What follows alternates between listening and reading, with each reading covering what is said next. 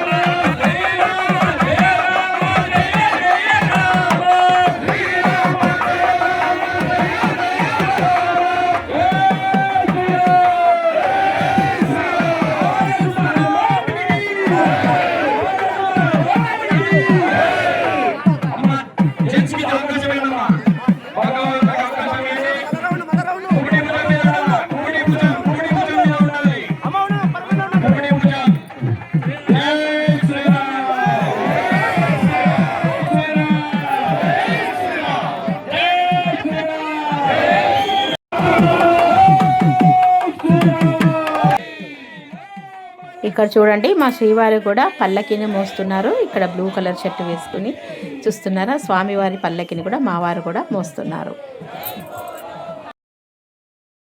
స్వామివారికి హారతి ఇవ్వడానికి పల్లకినైతే ఇంకా గుడికి ఎదురుగా ఇలా దించేశారండి. తర్వాత స్వామివారికి చూడండి విసనకర్రలతో సేవ చేస్తున్నారు. ఇంకా ఇక్కడ 67 అడుగుల ఎత్తున్న అభయ ఆంజనేయ స్వామి దగ్గర నుంచి కింద చిన్న ఆంజనేయ స్వామి వారు ఉంటారు.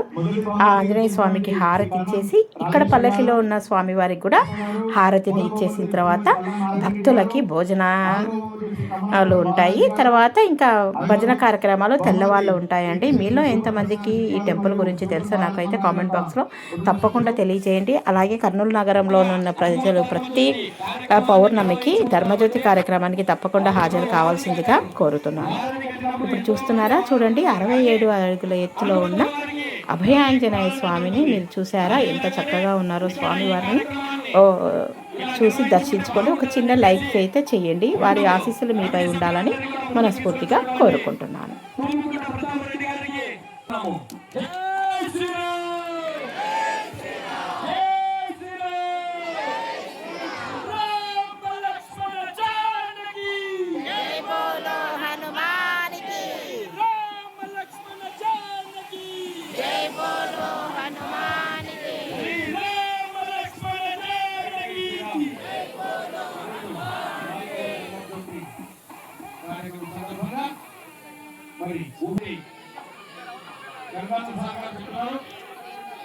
మరి ఇంకా ఎవరైనా మీ పేరు నమోదు చేసుకోకుండా వేదిక దగ్గర పేరు నమోదు చేసుకోవాల్సిందిగా మరి కోరుతున్నాం.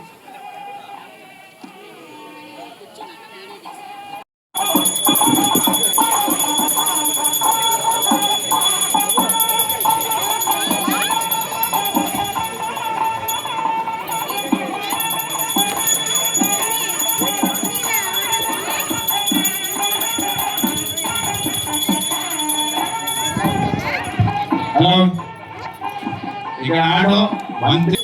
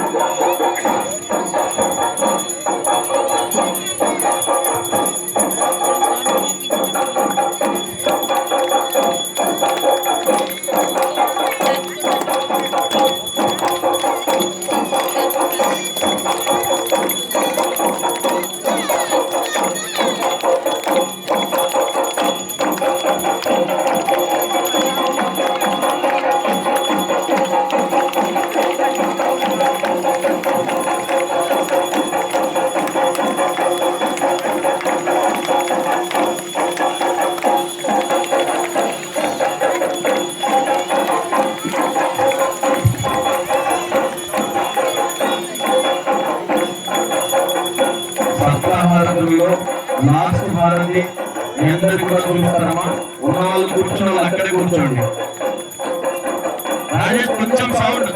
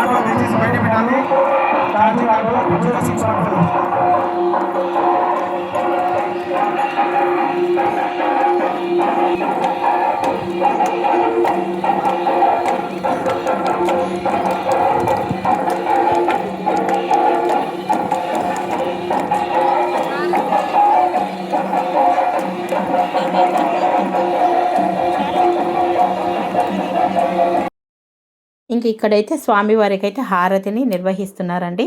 ఓం జయ జగదీశ హరే స్వామి జయ జగదీశ హరే भक्तजनों के संकट दास जनों के संकट क्षण में दूर करे ओम जय जगदीश हरे जो द्वावे फल फावे दुख विनाश मन का स्वामी दुख विनाश मन का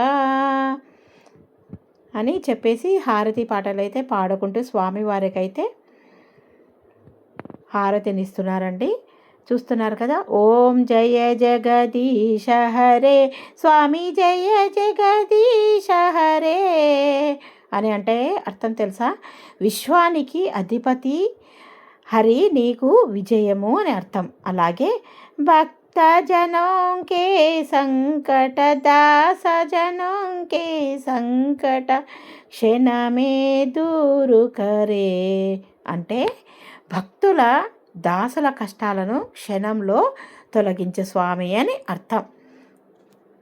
అలాగే जो द्वावे फल भावे दुख बिनसे मन का స్వామి దుఃఖ వినసే మనక అంటే నిన్ను ధ్యానించే వారికి ఫలం లభిస్తుంది, మనసులోని దుఃఖాన్ని నశిస్తుంది అని చెప్పేసి అర్థం ఉంది. మీలో ఎంతమందికి ఈ అర్థం తెలుసో కామెంట్ తప్పకుండా చూస్తున్నారా. స్వామివారికి అలాగే పూలను కూడా సమర్పిస్తున్నారు.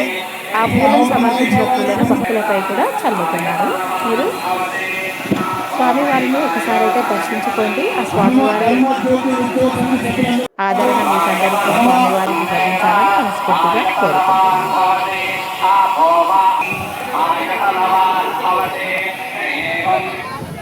జై శ్రీరామ్.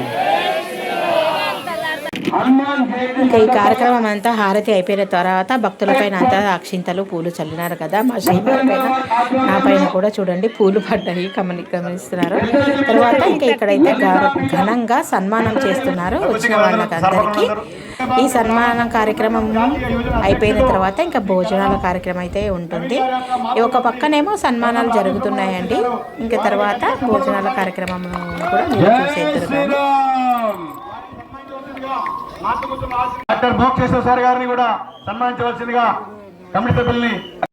చూసారా, ఈ పౌర్ణమి సందర్భంగా మన కర్నూలు నగరము దివ్యకాంతులతో ఎలా వెదజల్లుతుందో భలే ఉంది కదండి. నైట్ అయితే భలే వ్యూ చాలా బాగుంటుంది. ఇంక ఇప్పుడు భోజనాల లైన్ చూసేద్దామా. ఈ భోజనాల లైన్లో నేను కూడా నిలబడ్డాను. ఇంకా చూడండి అందరూ ఆడవాళ్ళు మగవాళ్ళు ఆ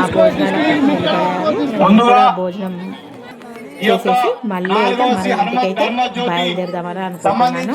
ఇక మీకు వీడియో నచ్చిందని అనుకుంటున్నాను. నచ్చినట్టయితే తప్పకుండా ఒక లైక్ చేసి అలాగే సబ్స్క్రైబ్ చేసుకోండి, అలాగే హైప్ చేయండి. ఇంకా భోజనాల కార్యక్రమం అయిపోయిన తర్వాత మన ఇంటికైతే మనం వెళ్ళిపోతున్నాం. ఆ స్వామివారి ఆశీస్సులు మీ పైన ఉండాలని కోరుకుంటున్నాను. Thank you for watching. Thank you for your time. మరో మంచి వీడియోతో మీ ముందుంటాను. బాయ్.